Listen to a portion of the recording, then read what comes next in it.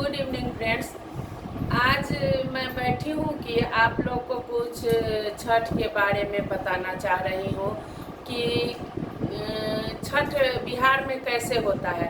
पूरा नियम तो कोई नहीं जानता है, लेकिन इस बार मैं गई हूँ छठ में तो पूरा आराम से देखी हूँ कि कैसे कैसे छठ होता है। और हमें हर अपने मन में ये इच्छा जगी कि मैं आप लोग को ज़रूर बता दूं कि छठ का पूरा नियम कैसे है और बिहार में छठ कैसे किया जाता है। बहुत लोग इस नियम को नहीं जानते हैं, जैसे मन करता है वैसे छठ कर लेते हैं, लेकिन ऐसा नहीं है। छठ का कुछ नियम जो बना हुआ है उस नियम के अनुसार आप लोग को छठ करना चाहिए। तो सबसे पहले मैं शुरू करती हूँ नहा खा से। नहा खा के दिन जो है, नहा खा के दिन सबसे पहले सुबह में लोग उठ करके स्नान ध्यान कर लेता है। स्नान ध्यान करने के बाद में तब जाता है पूजा कर लेता है। लोग सूर्य भगवान को जल देता है, तुलसी माता को जल देता है, और जहाँ जहाँ पूजा करना है अपने घर के मंदिर में वहाँ लोग पूजा कर लेता है। उसके बाद चलता है चौका की ओर। तो फिर अपने किचन की ओर जा, चौका जिसको किचन भी कहा जाता है, हिंदी में चौका कहते हैं, तो आप लोग नहीं समझते होइएगा इसलिए मैं किचन बोलती हूँ कि आप लोग समझ जाइए। तो किचन में लोग जाता है और वहाँ जा कर के फिर भगवान को, फिर वहाँ चूल्हा को थोड़ा सा प्रणाम करता है कि अब आ गए हैं, अब आपके शरण में है आवाज़ से। अब छठ माता का पहला प्रसाद जो होता है नहा खा के, वो हम शुरू कर रहे हैं। अब आप हमें शक्ति दीजिए इस समय से कि हम सब काम को अच्छा तरह से निर्वाह कर सके। तो फिर वहाँ आकर के क्या करता है कि कद्दू काटा जाता है। अब कद्दू काटता है, सब घर में कद्दू बनता है। कद्दू और चावल, अरवा चावल बनता है इसमें, और कोई दूसरा चावल नहीं बनेगा। अरवा चावल, अरहर का दाल, या बहुत लोग चना का दाल भी खाता है। अरवा चावल, अरहर का दाल और कद्दू की सब्जी, और पकौड़ा बनता है तो आलू और कद्दू का ही बनता है, लेकिन बेसन और थोड़ा सा सूजी डाल के या चावल का आटा डाल के और सेंधा नमक डाल के आलू और ये क्या कहते हैं, परवल और गोभी, कद्दू, इतना ही लोग खाता है। टमाटर इसमें नहीं खाता है। बहुत जगह टमाटर खाया जाता है, लेकिन बहुत जगह टमाटर का यूज नहीं होता है। तो ये बना लेता है लोग। उसके बाद फिर बनाने के बाद में आराम से कहीं नीचे ज़मीन पे बैठना पड़ता है। कुछ बिछा दीजिए, चादर वगैरह कुछ बिछा दीजिए, ज़मीन पे बैठिए। ज़मीन पे बैठ के सारा खाना परोस लीजिए और एक गिलास पानी रखिए और एक प्लेट रखिए छोटा सा, जिसमें थोड़ा सा चावल दाल सब्जी वगैरह निकाल करके और उस प्लेट में रख दीजिए, और 5 बार पानी से ये करके आप प्रणाम कर लीजिए। प्रणाम करने के बाद आप खाना खा लीजिए। उसके बाद खाना खाने के बाद आपको दोपहर मतलब शाम में कुछ मन करे तो खा सकते हैं, मतलब कुछ भी मखाना भुजवा लीजिए। ये है कि उसमें जो व्रत के अनुसार ही खाना है, ये नहीं कि जो मन किया सो खा लीजिए, भुजा खा लिए, ये खा लिए, वो खा लिए, कुछ नहीं। व्रत के अनुसार ही खाना खाना है। मन किया तो फिर दोबारा वही चावल मन करता है तो थोड़ा सा खा लीजिए, ऐसे कीजिए। और शाम में क्या करिए कि रोटी और जो सब्जी दिन में बना रहता है, अधिकांश लोग वही सब्जी यूज करता है। मन हुआ तो इतना आलू का भुजिया भूज लिया, या मतलब परवल का भुजिया, कुछ भी जो हरा सब्जी होता है, बैगन वगैरह छोड़ के जो खाया जाता है, हम तो बता ही दिए थे कि कद्दू गोभी और बैगन, और कद्दू गोभी आलू और परवल खाया जाता है, बैगन नहीं खाया जाता है इसमें। तो और टमाटर भी हम लोग तो यूज़ नहीं करते हैं यहाँ। तो हमको लगता है मुजफ्फरपुर में शायद अधिकांश लोग टमाटर यूज़ नहीं करते हैं। तो ऐसा धनिया पत्ता खाया जाता है। तो ऐसे करके हो गया। दूसरे दिन अब आ गई बात। दूसरे दिन भर हम लोग तो सुबह में ही स्नान एक बार कर लेते हैं, एक बार स्नान कर लेते हैं और पूजा कर लेते हैं, क्योंकि गांव जाना होता है। तो उस दिन गांव चले गए। गांव गए तो फिर सबसे पहले खरना का दूध जो जाता है उसको उबाला जाता है। खरना का दूध उबल जाता है। उसके बाद किया जाता है कि शाम में जो व्रत करती हैं और उनके साथ जो भी मिल के बनाना चाहता है वो स्नान करके और खीर चढ़ा देता है। लकड़ी के चूल्हा पे ही बनता है तो खीर चढ़ा दिया जाता है, खीर बन जाता है। उसके बाद रोटी का आटा गुथाता है, रोटी बनता है। तो जिसका जितना अर्घ है उसका दुगना, जैसे मेरा 7 अर्घ है तो हम 14 रोटी बनाएंगे, जिसका 8 अर्घ है 16 रोटी बनाएगा। ऐसे करके रोटी बनता है और एक केला के पत्ता पे रख के 7 जगह रोटी, खीर, केला और बहुत जगह मूली रखा जाता है, लेकिन हम लोग के यहाँ मूली नहीं चढ़ता है प्रसाद में, इसलिए नहीं रखते हैं हम लोग। वैसे करके खरना का पूजा किया जाता है। पूजा करने में सबसे पहले जो व्रत करती हैं वो बैठ के पूजा करती हैं, हवन करती हैं और रूम को थोड़ा देर के लिए बंद कर देती हैं और फिर कुछ देर के बाद ताली बजा के रूम को खोला जाता है और भगवान को प्रणाम करती हैं। फिर उनको भगवान को हवन करती हैं, माता छठी मैया के और सूर्य भगवान के नाम लेके हवन करती हैं और हवन करके वो निकल जाते हैं। उसके बाद घर के सारे परिवार जितने होते हैं सब लोग वहाँ क्या करते हैं कि हवन करते हैं, हवन कर लेते हैं। हवन करने के बाद प्रसाद उठता है तो घर के जितने बच्चे, बुजुर्ग और महिलाएं इस प्रसाद को नहीं खाती हैं, बच्चे और बुजुर्ग ही खाते हैं। और खास करके लड़का लड़की में तो कोई अंतर नहीं है, इसलिए लड़की को हम लोग चाहते हैं कि वो खा ले, लड़की लोग खाती है। तो ऐसे करके प्रसाद खा लेते हैं सब कोई और प्रसाद खा लेते हैं। तब उसके बाद हम लोग क्या करते हैं कि शरबत पी लेते हैं उस समय, या ये क्या कहते हैं नारियल पानी पी लिए, चाय पी लिए, कुछ देर तक रुकते हैं। उसके बाद रुकने के बाद में रोटी, खीर, जो व्रत करती हैं वो सब लोग रोटी खीर खाती हैं। रोटी, खीर, केला खा ली, पानी पी ली।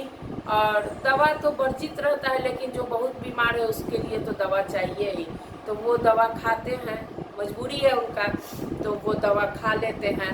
और उसके बाद में भोर में तब खाना खा के चाय पी के अपना सो जाती हैं। भोर में उठती हैं तो भोर में उठने के बाद एक नारियल का पानी ले लीजिए, या जिसको मिश्री पानी पीना हो या जिसको नींबू पानी, चीनी पीना हो पी लेती हैं, चाय पी लेती हैं। उसके बाद उनको खाना कुछ भी नहीं खाना है, ना पानी पीना है ना खाना खाना है, एकदम निर्जला रह जाना है। उसके बाद खजूर पकता है सबके घर में, जिसको बिहार में ठकुआ भी बोलते हैं, तो वो ठकुआ पकता है और खजूर भी उसको बोला जाता है, ठकुआ भी गांव में बोला जाता है, वही पकता है। बहुत जगह चीनी से पकता है और बहुत जगह मीठा से पकता है। तो बहुत जगह लोग मीठा डालता है, बहुत जगह चीनी डालता है, तो हम लोग चीनी से ही पकाते हैं। तो वो खजूर बना लीजिए और उसके बाद पूरा फल ले जाइए, सेब, नारंगी, उसके बाद सेब, नारंगी, अमरूद के बाद शरीफा, ये सब ले, नारियल, ये सब ले जाइए, सबको धोइए, धो के और जितना अरग है, जिसको जितना अरग है उतना, जैसे किसी को 5 अरग है तो 5 जगह अरग में संभाल दीजिए। काजू, किशमिश, बादाम, छुहारा, ये सब जितना ड्राई फ्रूट्स है आपको मन है आप चढ़ा सकते हैं, नमक नहीं होना चाहिए उसमें। तो वो सब रख के और एक बड़ा सा मतलब दौरा बोलते हैं उसको, तो उस दौरा में क्या कीजिए कि संभाल लीजिए और संभाल के तब उसको, आपका बाहर में घाट बना हुआ है तो बाहर में ले जाइए, लेकिन हम लोग का तो घाट रहता है बहुत दूर, जिसको गांव में पोखर बोलते हैं, वहाँ रहता है, तो पोखर पे जाता है, तो वहाँ घाट पे जाके रखा जाता है दौरा। और उसके बाद वहीं दौरा रखाता है, वहीं से हम लोग प्रणाम करते हैं भगवान को। शाम का अर्घ देने के लिए सबसे पहले तो हम लोग जाके पानी में खड़ा होते हैं। दौरा हम लोग क्या उसी तरह रहता है और उसी पे दिया और अगरबत्ती ये सब जला दिया जाता है। तो फिर शाम का अर्घ देने के लिए हम लोग पानी में चले जाते हैं। जब अर्घ का समय होता है तो अर्घ देते हैं और अर्घ देने के बाद में हम लोग क्या करते हैं कि श्री सप्ता भगवान एक बने रहते हैं वहाँ पे, तो वो भगवान का हम लोग पूजा करते हैं। वहीं पे हम लोग हवन करते हैं, गोईठा जला के रखते हैं, पहले से गोईठा जला के तब स्नान करने जाते हैं और निकलते हैं तो हवन होता है, दीप बत्ती जलता है, घी का दिया जलता है, सब जलाया जाता है। और उसके बाद क्या किया जाता है कि और उसके बाद घी का दिया जलता है, सब करने के बाद में तब लोग कपड़ा चेंज किया, कपड़ा चेंज करके बैठता है और सूर्य भगवान की तरफ एकदम अपना नज़र करके ओम सूर्याय नमः, ओम सूर्याय नमः, ओम सूर्याय नमः का अपना जाप जितना देर है आप करते रहिए। उसके बाद फिर आवाज़ आती है कि अरे दौड़ा उठाओ, दौड़ा उठाओ, तो लोग अपना दौड़ा उठाता है और दौड़ा लेकर के आता है तो आंगन को पूरा धो दिया जाता है, या जिसका मट्टी का है तो वो अपना नीप लेता है और वहीं दौड़ा रखाता है जहाँ पे नीपा हुआ है या मतलब पोछा उछा लगा हुआ है वहाँ रखाता है दौड़ा। तो हम लोग का आंगन तो सीमेंट का है तो धो दिए और उस वहाँ दौड़ा रख दिए, दौड़ा रखा जाता है। उसके बाद कुछ देर के बाद हाथी चलने का प्रक्रिया शुरू होता है। तो जिसका जितना हाथी, यहाँ हाथी वो उसको नहीं बोलते हैं। इस बार कुम्हार से पूछे तो वो बोला कि जिस जो सजा हुआ होता है वो हाथी कहा जाता है और हम जो आप लोग को ला के देते हैं वो कोसिया होता है। गांव में कोसिया ही भराता है, तो हम लोग के यहाँ कोसिया ही आता है। छोटा छोटा हाथी टाइप से ही रहता है लेकिन कलर नहीं किया हुआ रहता है और उस पर 2 कलसा होता है, तो वैसे रख दीजिए। और उसके आगे में कपटी, उसका नाम ही है कपटी, तो वो बड़ा बड़ा इतना बड़ा बड़ा कपटी रहता है 12 ठो, उसको सजा दीजिए। उसमें खजूर और जितना भी सेब, ईख, अदरक ये सब डाल के आगे में रख दीजिए कोसिया के आगे में, और वो धूप बत्ती कीजिए, वहाँ जलता है। गांव का लोग भी आता है तो वहाँ हवन करता है और इस तरह से पूजा होता है। और महिलाएं गाना गाती हैं, 5 गाना, जिसको मन किया 7 गाना, जिसका जैसा अपना ये रहा वो अपना गाना गाती हैं। गाना गाने के बाद में रात में दौड़ा फिर अंदर चला जाता है घर में। फिर उसके बाद खजूर बदलाता है, जैसे खजूर जो रखा हुआ है पहला अरग का वो हट जाता है और उसमें दूसरे अरग का खजूर रखा जाता है और उसके बाद फिर हम लोग अपने अपने जगह पे सो जाते हैं। अब 1 बजे रात से ही हल्ला होना शुरू हो जाता है कि हाथी जाएगा, हाथी जाएगा। तो हाथी जाता है घाट पे, वहाँ जलता है और जब हाथी जल के आ जाता है तब हाथी का सब सामान वैसे ही ठीक से रखा जाता है। एक दौरा में वो जाता है, वहाँ से जल के जब हाथी आ जाता है तब ये पर्व वाला जो दौरा होता है जिसे अरग हम लोग देते हैं वो दौरा घाट पे जाता है।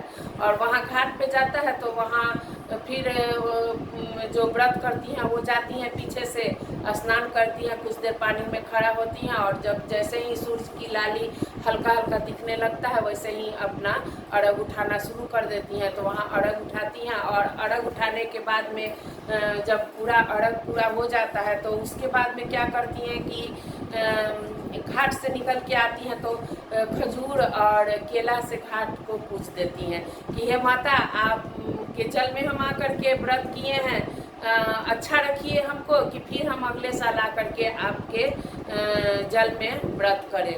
और प्रणाम करती हैं वहाँ, फिर सूर्य भगवान को जल देती हैं।